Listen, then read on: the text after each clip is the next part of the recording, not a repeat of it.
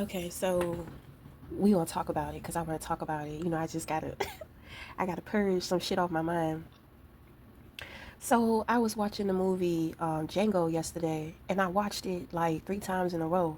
So I'm gonna tell you, I saw that movie when it first came out in the movie theaters, and when I was watching it recently, I was thinking to myself, I'm like, why do I perceive this movie so differently than I did when I first saw it? So when I was thinking, I was like, was it because I went to go see it with a man who wasn't black? You know what I'm saying? Did I have some type of bias towards the film? Did I really see the film for what it was? Because when I saw it yesterday, it's just like it was so triggering. So I said to myself, I said, do I have secret resentment towards black men? Now, my thing is that I have had feelings of that, throughout the years many times.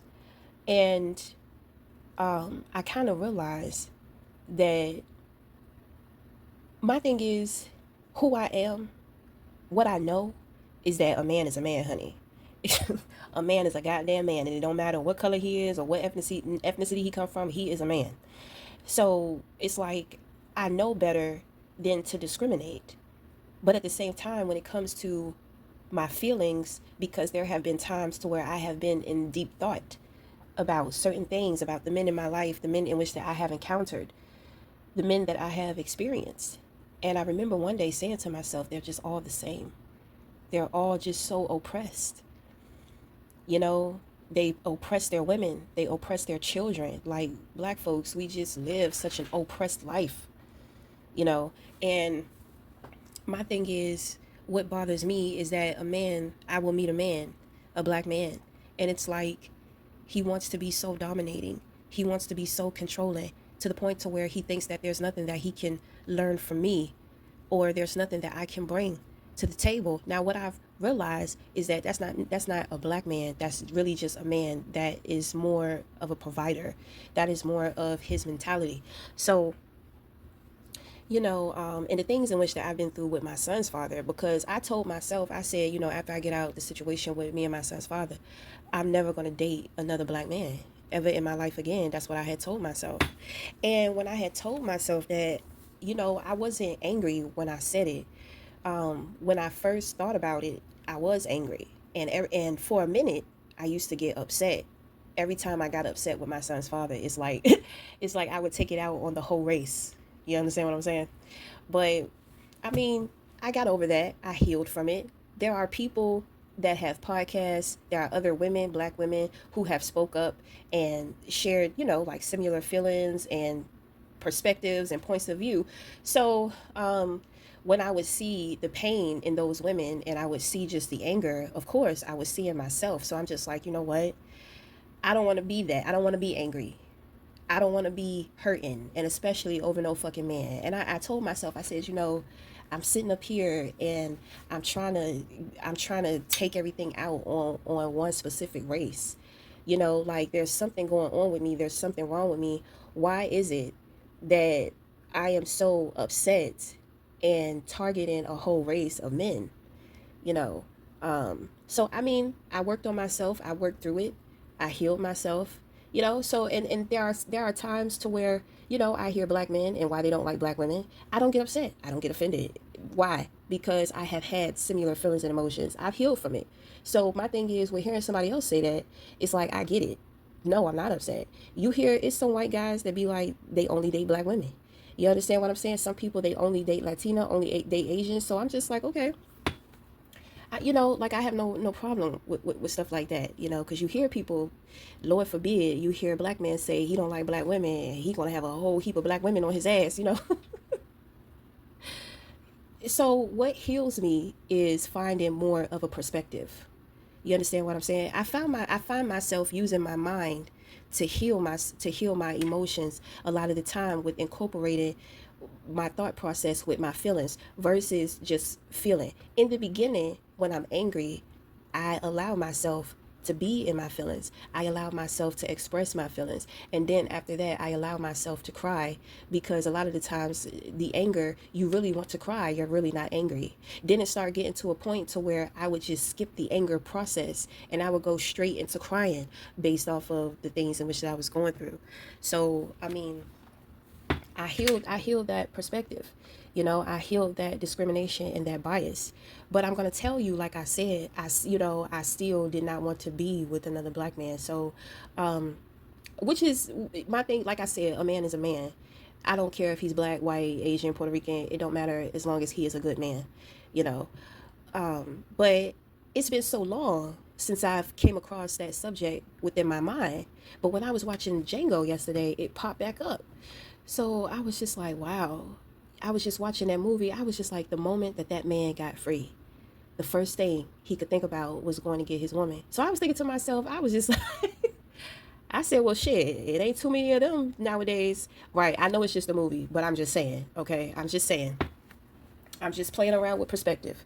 So, but I mean, I never realized how romantic that movie was. And I started thinking to myself, I'm just like, is it possible for is it really possible for a man to love that woman, to love a woman that much? You know, like that should be on my mind. I'd be like, ever since I saw it, I'm like, what?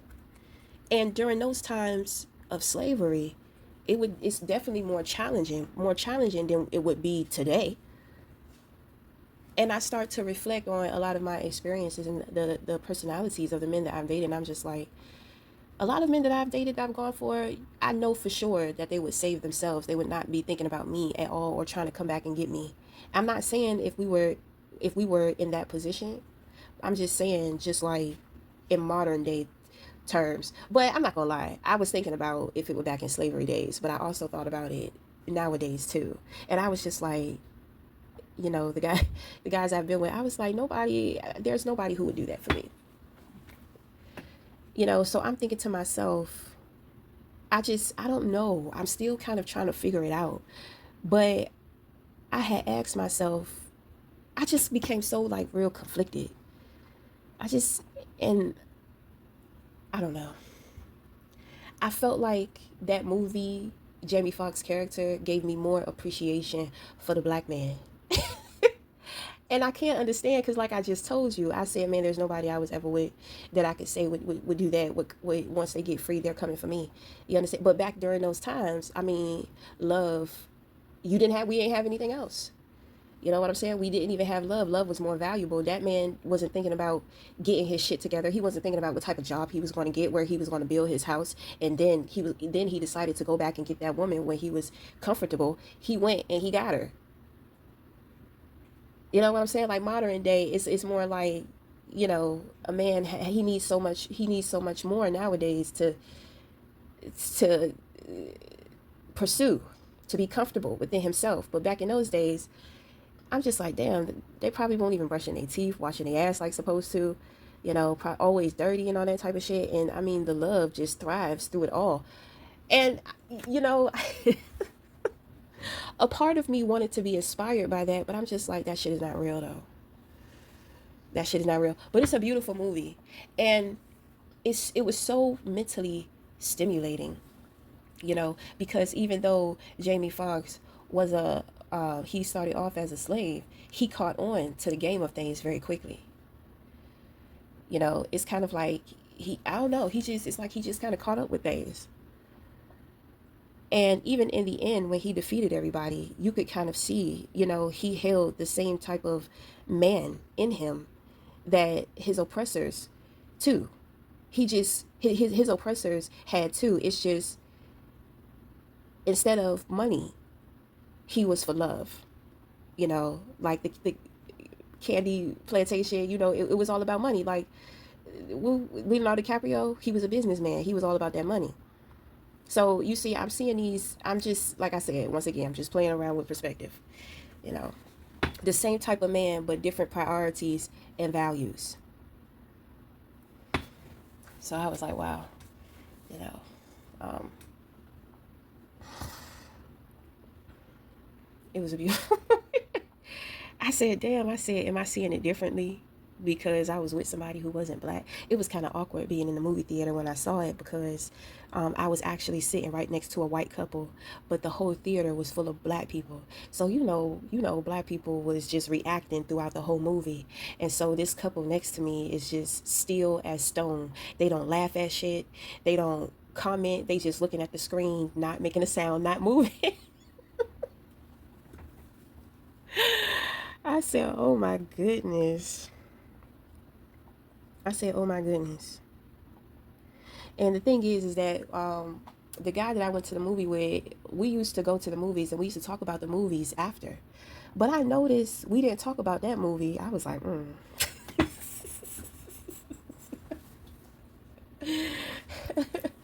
I said, I don't think he was feeling that one too much. We went to go see Tyler Perry, the Temptation movie, and he had so much to say about that shit. But that movie was kind of butchering. So I was just like, okay, you know. And that's another thing. Like hearing and listening to other people's perspectives and just observing like what the things that they take interest in and the things that they don't, the things that they do want to say, and being able to tell like they're being passive and kind of questioning why are they being so passive? Like why isn't he talking about this movie? And with me, I'm thinking to myself, I'm just like, I think he a little J because it's a black man. He don't want to talk about that shit. It was a black man and it was a black woman.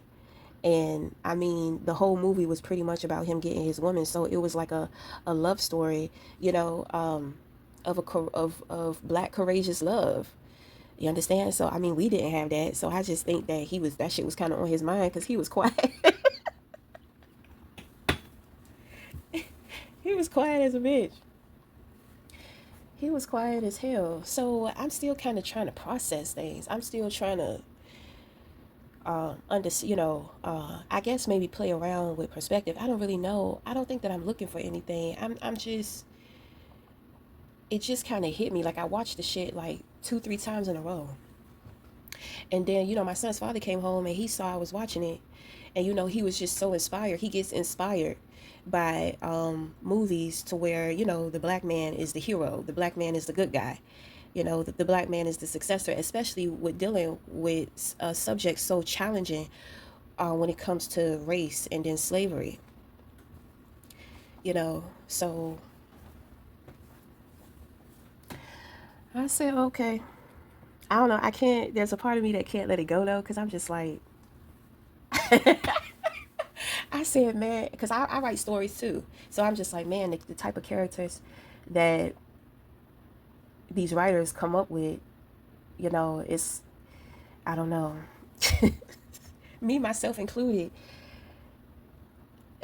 I mean, but it's a movie. It's not. It's supposed to be for entertainment. It's not supposed to be so much of some type of expectation. I don't know. I just feel like I'm just kind of analyzing and playing around with perspective. You know, it kind of brought me some type of hope, and I think that's the thing that's bothering me the most. Because I was just like, it brought me some type of hope, but I don't understand what type of hope it brought to me, and I'm just like, I don't have a problem with black men. You know what I'm saying? So what is it that I'm missing here? I'm missing something. I've been healed. Faith has been restored. But in what? I think it's love in general. You know, that's what it is. It's love. Cause I'm just like, I have no problem. Like I'm not feeling anything, any animosity towards black men. I'm not in one of my phases. I'm not in my feelings about anything. I'm not triggered about anything. So I can't understand. It's not necessarily inspiration. The movie is not necessarily inspirational for me, but it brought me some type of hope that I couldn't understand. So now I realize it's just love in general. So now I'm just like, well, I don't think that I ever stopped having faith in love. I think I think that I just got, in the video games, you eat certain stuff and it gives you more life. In the Mario, you eat the mushroom and it powers you up. I think that that's what that was.